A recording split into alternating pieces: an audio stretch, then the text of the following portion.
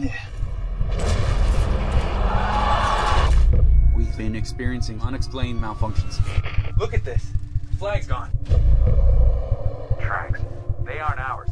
They lead away from our site.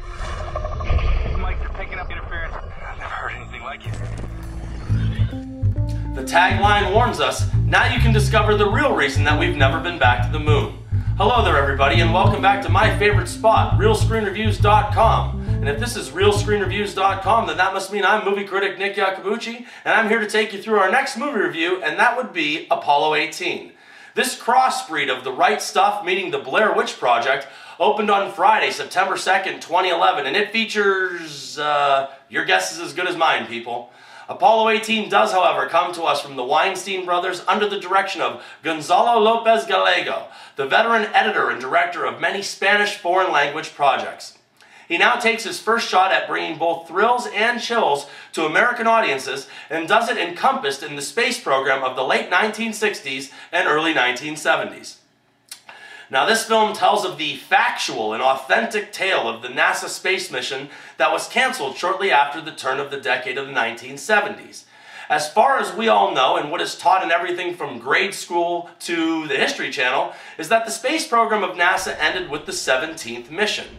However, newly discovered documents and footage have now surfaced, and not only does it raise questions about the Black Book operation, it more so challenges the existence of alien life. As the tale plays out, it runs with the conspiracy theory or urban legend that the off-the-books 18th moon landing actually happened, and the astronauts aboard met with the most non-friendly of ETs. Unlike the recent Battle Los Angeles or the absolutely dreadful Skyline, Apollo 18 builds its own storyline into a small film with an even smaller cast, but does its best to deliver equal, if not more, thrills and chills. Well, people, the words to describe this film are creepy, freaky, and scary. The whole Blair Witch documentary-style filmmaking worked completely in this film's favor, and a lot of it looked like authentic NASA footage from the appropriate decade. Apollo 18 also has a claustrophobic feel, and when you add that to the choppiness and the graininess, these all combine to give the entire film a sense of personality. The strange things that occur throughout the film are simple but effective, and they seem to do a lot with just a little. They also manage to do quite a bit with the confinement of the premise. Just as in the recent Devil, or going back a couple of years to Phone Booth, you have a film that is compromised in the fact that it cannot move to another location.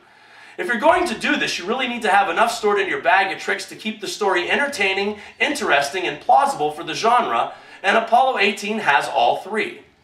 What I believe to be the strongest aspect of this film is when you start to actually feel the hope and safety begin to vanish. We all know and are aware of the circumstances of Apollo 13, and that things can go horribly wrong in the unknown circumstances of outer space. You're in a place where we can't send a truck, a tow line, or any means of help. Also, there's nowhere to run. If something's out there, there's no safe haven to go to. Apollo 18 utilizes as much of these specific situations to wonderful hair-raising effect. Just like the guys from the Alamo, they all come to a realization that they are stuck here and no one is coming to save them. Though I don't know who they are, the two leads are very strong and convincing. They pretty much hold the film together, but even the safety of their relationship isn't that safe.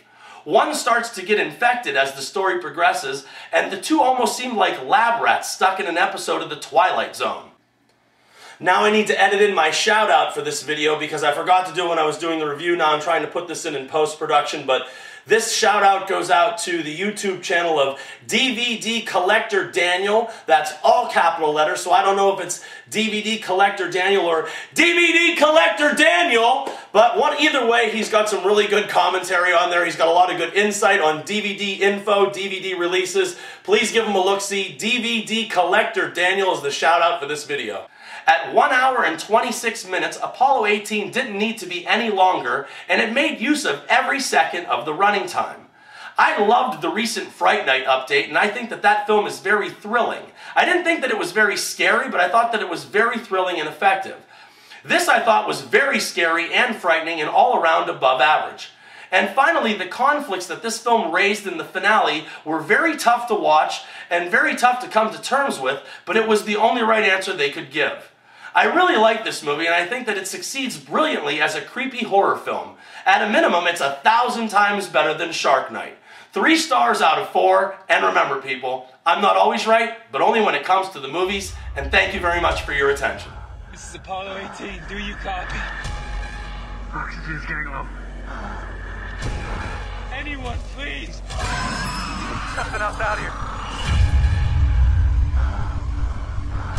Open the hatch. Oh, God!